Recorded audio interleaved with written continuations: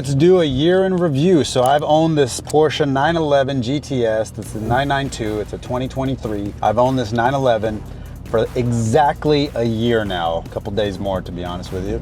I've put 4,000 miles on this vehicle, 4,200 to be exact. So let's talk about what I've learned in this past year, what I still love, what I've begun to hate, etc., about the 911, and help you decide if you should buy one too. First things first is I love the color more than ever. Boy, am I glad I got a bright green color and it's not black, white, gray, because that's how I feel about black, white, gray. This thing gets a ton of compliments. Just the color alone is worth the extra money. So people like the color. Now, this is a plus or minus, you know, it's a positive and a negative at the same time. The car is very daily drivable, very usable on a daily basis. That's awesome because you do feel like driving a sports car, driving a stick shift like all the time, at least I do.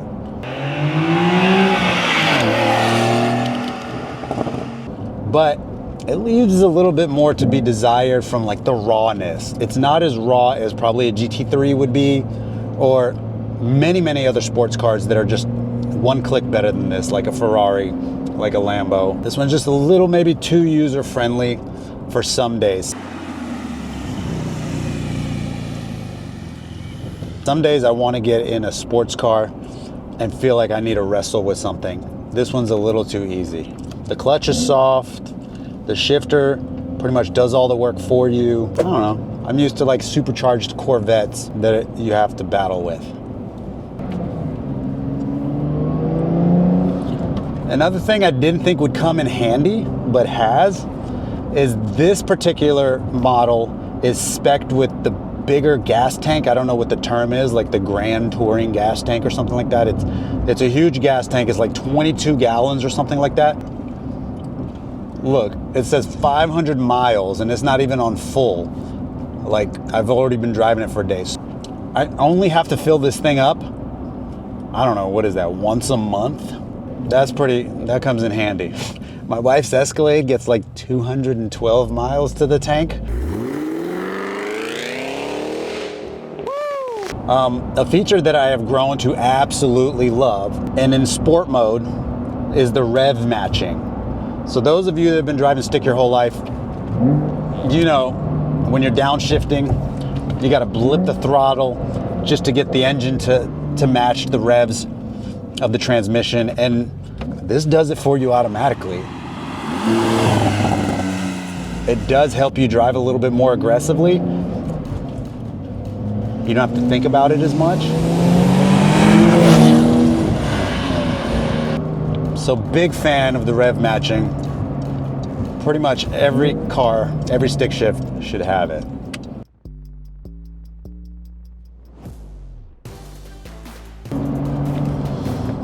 One thing I've gotten used to, having owned the car for exactly a year now, is where the powertrain makes the bulk of its power. So there's some cars where they make a ton of torque down low. You can putt around town and have like a ton of power at your disposal at any minute. This particular vehicle, you have to wring it out.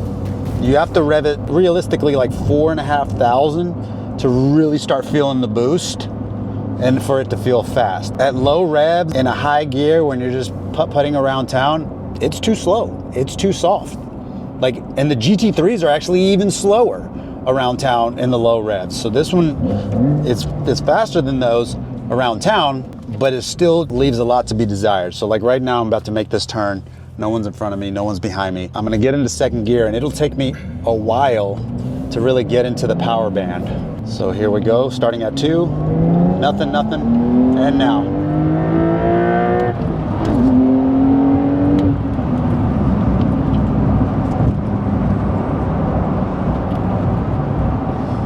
And that's just a turbo vehicle for you. You gotta wait for those things to spool up, to make boost. And that's why Porsche has electrified the new models. You still get your turbo, you still get your 6-cylinder, but now the new ones have that electric motor to fill in all that lost power down low. I said this in my first video and I still feel the same way 1 year later.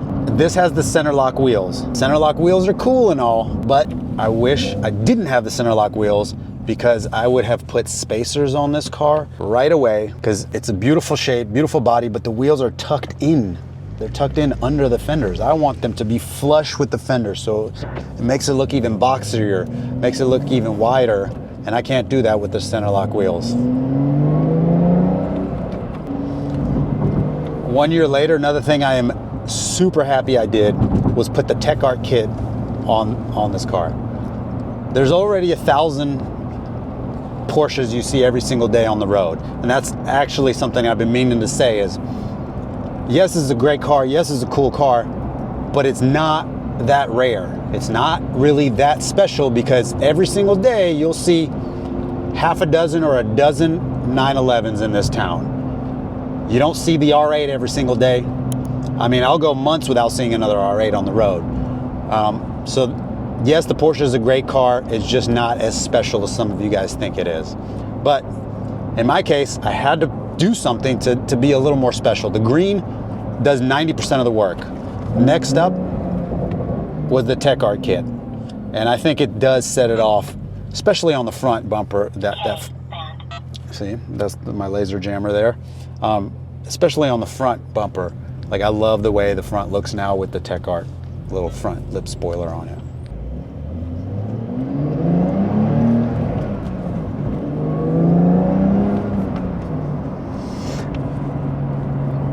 I mean, my biggest gripe with this vehicle is just how soft the clutch and the shifter is. Anybody can get into it right now and learn how to drive a stick shift in this car. Like back in my day when I was, you know, a dinosaur, it took you a while to learn how to drive stick, because you would stall out. The shifter would be this crazy mechanical thing. Now, I mean, this has like an anti-stall feature, so you almost cannot stall this car. Like it'll begin to stall and then boom, the engine's back to life. So you just really can't even stall it. The clutch, like the catching point of the clutch, you can't adjust. And it's not in a spot where I would prefer it to be. It's a little too high. Brand new car. I mean, again, this car has 6,000 miles total on it. There's a V8 wants to race.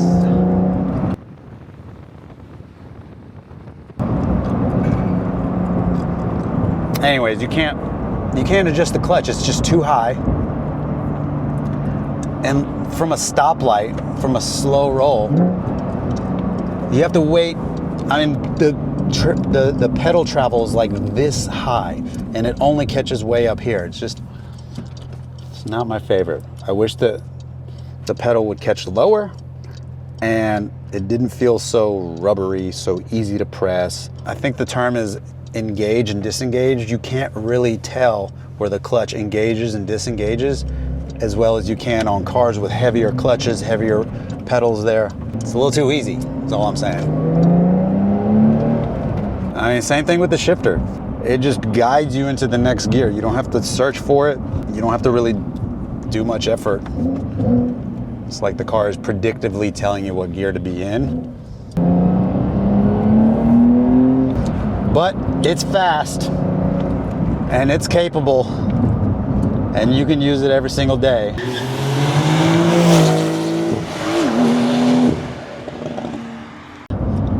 And there are very, very, very few sports cars that you can say that about. Like, this thing is very fast. When you get on the boost and you're rolling through 2 gears, like, you'll go 100, 120 in no time. It's very fast. Suspension, compliant, quiet enough. The interior, the seats, I mean, it's nice enough. It's very, very nice. You got leather on the dash. You've got the stitching that's beautiful and green. You got a green dial here and here. The seats are Alcantara. The headliner, the steering wheel Alcantara. It's a nice place to be.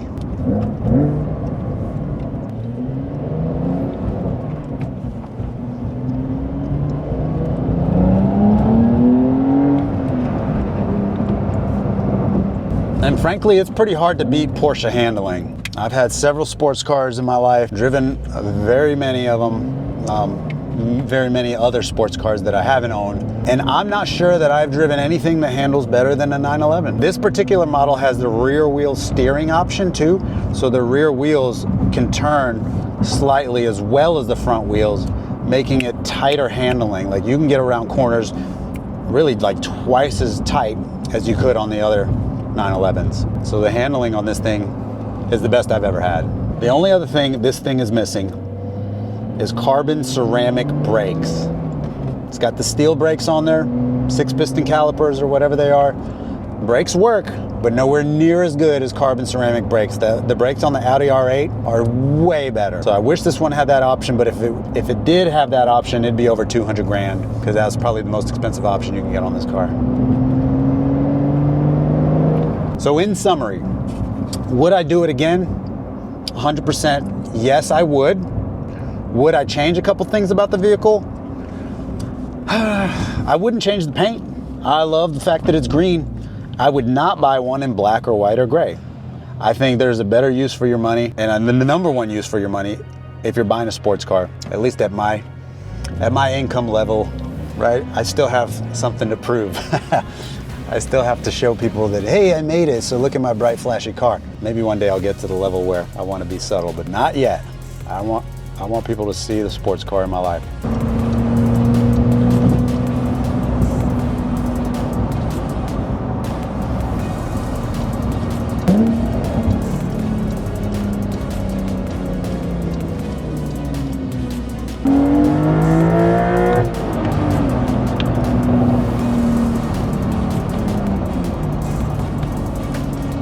I mean, you're already doing 80 miles an hour at the top of second gear.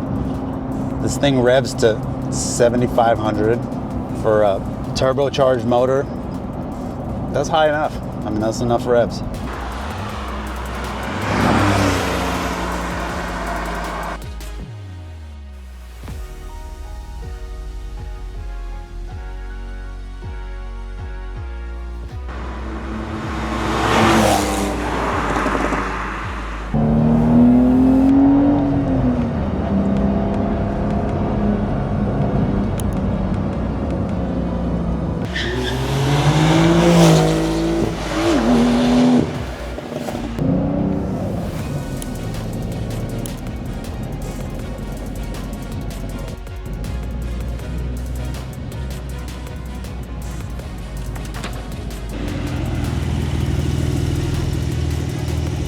So thanks for watching.